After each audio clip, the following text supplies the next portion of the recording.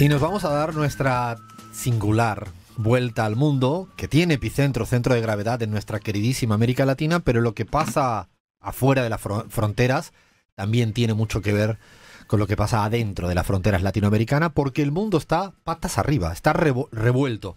A ver, primera conexión, nos vamos a un país tranquilo, a un país en calma, donde no pasa absolutamente nada, un país de esos desarrollados, con estabilidad, ¿no? Estados Unidos de América, última hora, Grismar Lujano, patas arriba al país.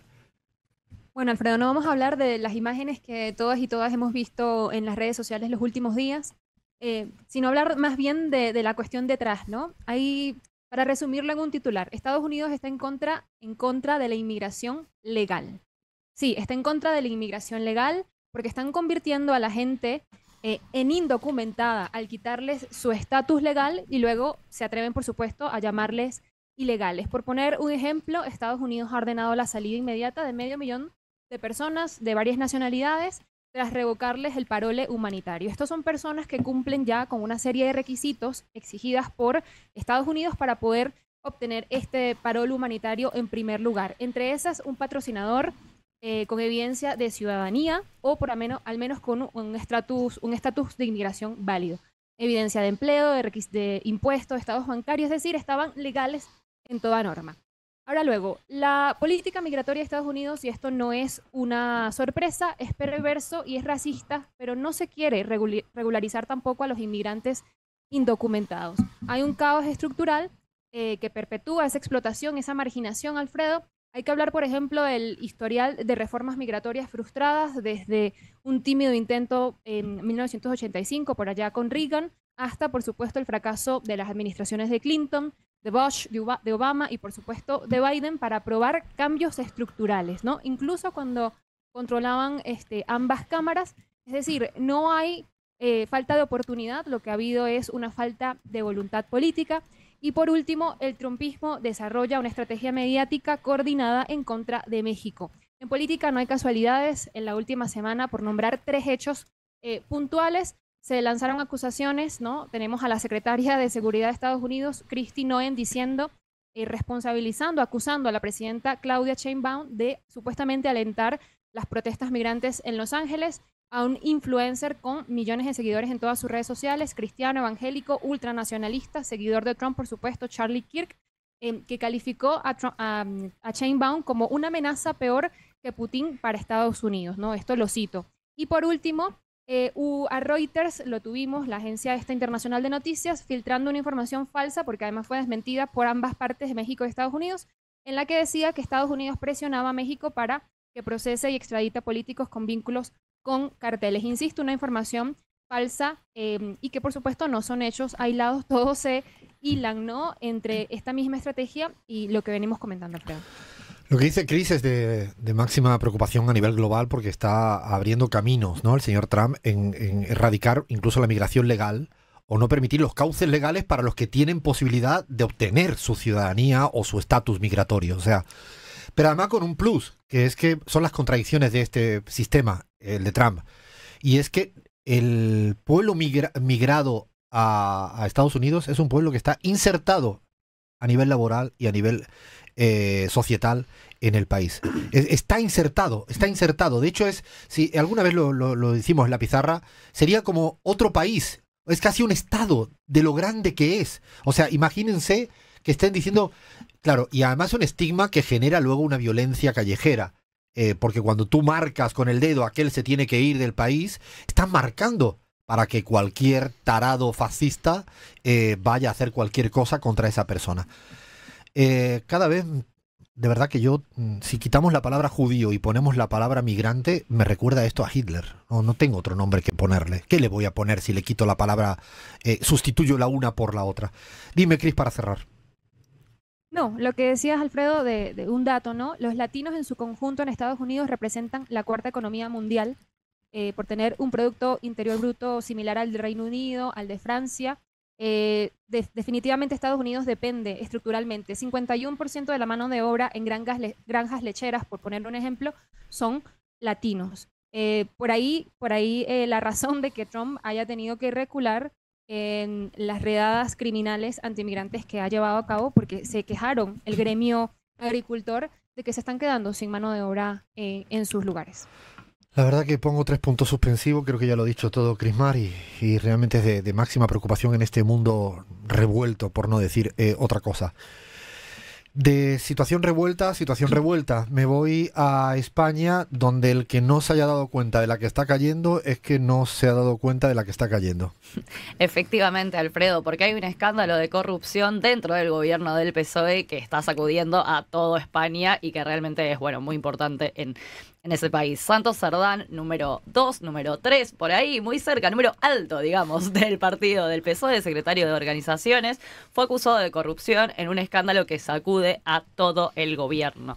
Un informe elaborado por la UCO, que fue entregado ahora esta semana, habla de existencia de indicios... La UCO es un servicio de inteligencia al interior de un órgano pseudomilitar, porque es la Guardia Civil creada en el franquismo. Digo, son instituciones públicas, fuerzas de seguridad, que filtraron la investigación de la que está hablando Fla. Efectivamente, que habla de indicios acerca de la participación de Cerdán en conveniencia con Ábalos y Koldo García, que ya habían estado también filtrados esta conveniencia, en adjudicación indebida y sobreprecio de obras públicas. Así por hacer un breve resumen, ¿no?, de lo que está pasando. Ahora, la situación es que en España, esto llamado el caso Koldo, está básicamente revolviendo, como decías vos muy bien, Alfredo, a todo el gobierno y al PSOE, porque Pedro Sánchez, líder del partido, presidente de España, tuvo que salir a hablar, tuvo que salir a dar explicaciones, sobre todo porque la persona, Santos Cerdán, que está acusado, era mano derecha, número 2, o sea, alguien muy cercano a Pedro Sánchez. Pedro Sánchez le pidió la dimisión, efectivamente, dimitió Santos Cerdán, pero él habló de que esto va más allá de lo que pasó con Santos Cerdán y obviamente hay un montón de cosas que está pidiendo la gente en España o el resto de los partidos que van desde la renuncia de Pedro Sánchez, o sea, bueno, anoche en la zona de Madrid donde están los edificios, en la calle Ferraz, que es donde está la sede del Partido Socialista Obrero Español, había un montón de fascistas intentando quemar edificios, intentando entrar por la fuerza, o sea, digo, estamos hablando de Madrid, para que el que piense que pasea, digo, se despista un argentino, un colombiano, una mexicana y pasea por Madrid, está viendo, bueno, es que también la ultraderecha está intentando llegar a extremos anoche era, ahora. Digo, esto es lo que está pasando en España. Sí, efectivamente, este incendiario le piden la dimisión a Pedro Sánchez. Si no le piden la dimisión, le dicen que convoque a elecciones tempranas. Él ya dijo, no, chicos, esto hasta 2027, que es cuando tienen que ser las elecciones, no va a suceder. Y lo que él sí salió a decir, primero salió a pedir perdón, lo cual toda la oposición le dijo, perdón, ya pidió Rajoy también en su momento. O sea, salió a pedir perdón, pero parece no va a estar, obviamente. Él salió a decir que va a hacer una remodelación del partido, que no va ni a dimitir ni a convocar elecciones, porque según él, esta es frase textual, esto no va del MI o del PSOE, sino de un proyecto político que está haciendo cosas buenas para el país. Y sí anunció una auditoría externa de las cuentas del partido, que eso es como lo que dice... Bueno, es la manera de él de tomar este asunto. ¿Qué está pasando en el resto de las personas en España? La oposición y los que no están a favor de Pedro Sánchez le dicen, me parece que no te estás dando cuenta el nivel de escándalo y el nivel de corrupción, porque todo bien con tu auditoría y todo bien con todo, pero ¿cómo te está pasando esto con ya tus dos manos derechas del partido? Esto pasó con Ábalos, esto nuevamente le vuelve a pasar con Santos Cerdán. Entonces dicen como, estás tomándotelo un poquito a la ligera, Pedro, digamos. Pero bueno, lo que estuvimos debatiendo un poco por el aire, él dijo, a ver chicos, la corrupción cero no existe, es algo que dijo Pedro Sánchez, sí dice que tiene que existir la tolerancia cero. Y lo que están diciendo muchos en España es, bueno, podríamos apelar a que exista la corrupción cero, ¿no? O por lo menos que no te siga pasando esto una y otra vez dentro del partido. Claro, yo además coincido con lo que dice Flavia, lo hablamos fuera de aire, compartimos esto de que efectivamente es muy difícil que en una estructura de Estado no exista nada de corrupción. Lo que es cierto es que esto le está ocurriendo en las personas más cercanas en la estructura del partido y de una manera constante. Y yo se lo decía también a Flavia fuera de aire, es que cuando yo tengo un grupo de amigos de toda la vida de que nunca hablan de política, y cuando hablan de algo de política es porque ha calado aguas abajo en la ciudadanía. La ciudadanía empieza a hablar de cosas que pasan en la política es porque ya ha llegado a todas partes. Y mi grupo de amigos esta semana en el WhatsApp me venían diciendo, no, pero mira lo que ha pasado. Bueno, esto es que llegó. Y esto es preocupante. Y por eso yo creo que es además un gobierno que hay que recordar que el PSOE gobierna no teniendo una mayoría aplastante. Es un equilibrio de fuerzas. ¿no? Digo, por aclarar. Es verdad que ha hecho mucho en materia económica y social, que podría haber hecho más, pero ha hecho mucho. Ha puesto el salario mínimo, probablemente por la presión de la izquierda española, gracias a Podemos, fundamentalmente, luego Sumar, pero fundamentalmente Unidas Podemos, de llegar a 1.100 euros el salario mínimo, poner el impuesto a la banca, a las grandes transnacionales, lo cual uno lo agradece, o la voz contra el genocidio de Israel. Pero claro, la corrupción es una variable más de la gestión, y eso es cierto que yo creo que se va a generar un debate. Hay una figura en España que se llama la moción de censura, que es como un juicio político que lo podría hacer el Partido Popular, la ultraderecha le está intentando forzar, pero es que no tienen votos. No. Y por eso están en una encrucijada. Prefieren ir a los medios a putearle, pero no pueden ir al Congreso a tumbarle. Veremos, a ver, yo creo que esta película no ha terminado, porque tengo la sensación de que los audios filtrados no han salido todos los que tenían que salir. De hecho, hay algo ahí medio oscuro, que es cómo ganó Pedro Sánchez las primarias al interior del PSOE. Y cuidado que ha salido alguito. Me parece que esta película no ha terminado y puede pasar absolutamente de todo. Situación muy complicada en la política española, y además no es el caso único de corrupción que hemos visto en la socialdemocracia española. ¿Cuánto tolera la sociedad la corrupción? Una gran pregunta para hacerse. Y nos vamos a otro lugar tranquilo. Ven que vamos de tranquilidad en tranquilidad. No hemos ido a Estados Unidos con todo el mundo patas abajo y arriba. No hemos ido a España.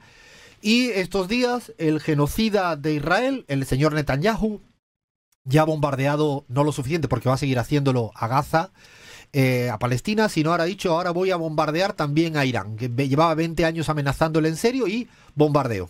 Sí, Alfredo, León Ascendente se llama la operación que lanzó Israel contra Irán, con más de 200 aviones, un ataque a 5 instalaciones nucleares iraníes, con varios fallecidos.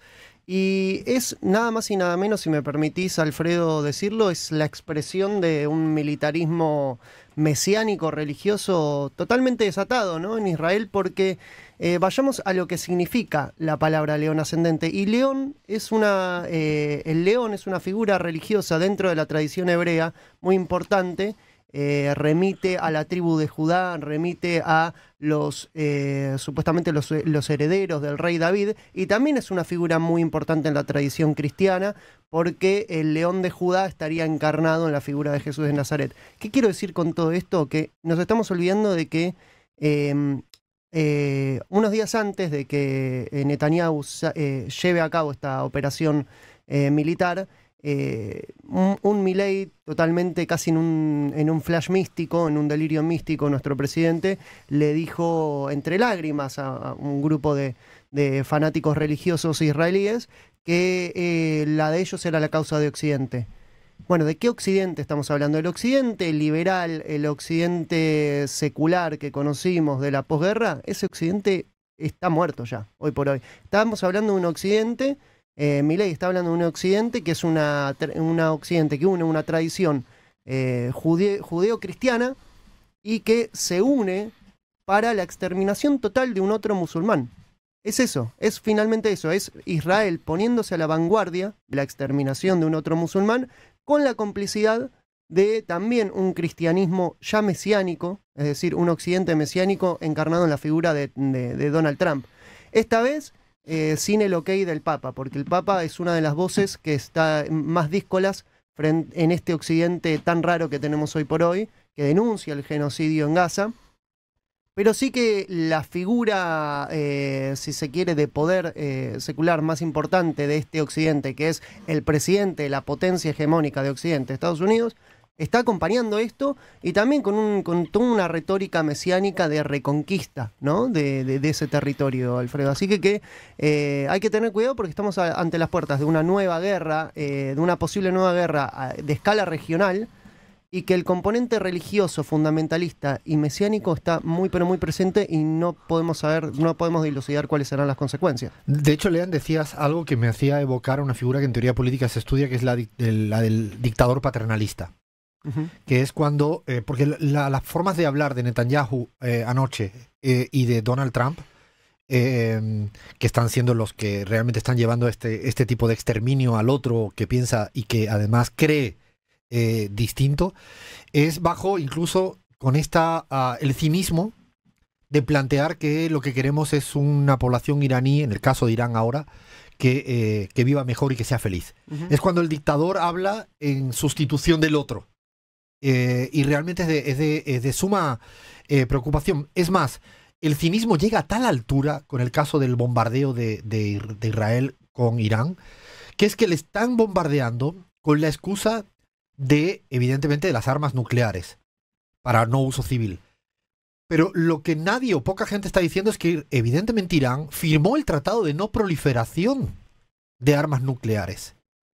Y los dos países que no firmaron el Tratado de No Proliferación de Armas Nucleares son Israel y Estados Unidos de América. O sea, le están exigiendo los que no firman el Tratado de No Proliferación al que sí lo firmó y que están teniendo, por firmar eso lo que se requieren son inventarios constantes a nivel internacional. Es más, si me pongo muy técnico, es algo que me interesa mucho.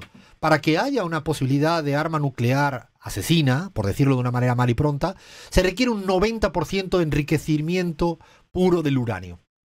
No hay ninguna investigación de la OIA, de la Organización de Investigaciones de Energía Atómica, que haya probado que esté ni siquiera por encima del 60% de enriquecimiento.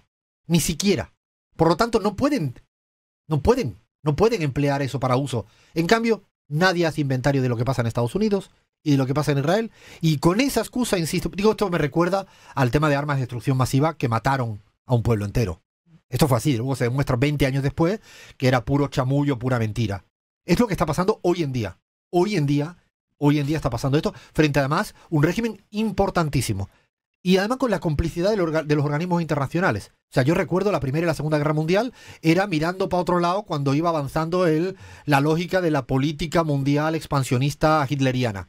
Miraban para otro lado, no pasa nada. Invaden los italianos Etiopía, no pasa nada. Bueno, digo porque las cosas pasan al final, Lean. Las cosas pasan y, Alfredo, en esta trampa perfecta, hay que recordar que en 2018 el propio Donald Trump tira abajo un acuerdo clave que limitaba el programa nuclear iraní. Es el propio Donald Trump el cual deja de suscribir ese acuerdo que había iniciado la presidencia de Barack Obama, y esto lo que hizo como contrapartida es finalmente fortalecer a los sectores más duros en Irán, digo, ¿no? Es decir, frente a la no capacidad de negociación que tuvo en su momento el presidente Donald Trump, generó una trampa perfecta, que es fortalecer a los sectores más duros iraníes y generar este contexto en el cual estamos a las puertas casi de una guerra regional. Veremos, porque además incluso los países que no son aliados históricamente con Irán, como Arabia Saudí, han incluso condenado el ataque del genocida israelita. Hablamos siempre del gobierno de Israel a la cabeza del señor Netanyahu.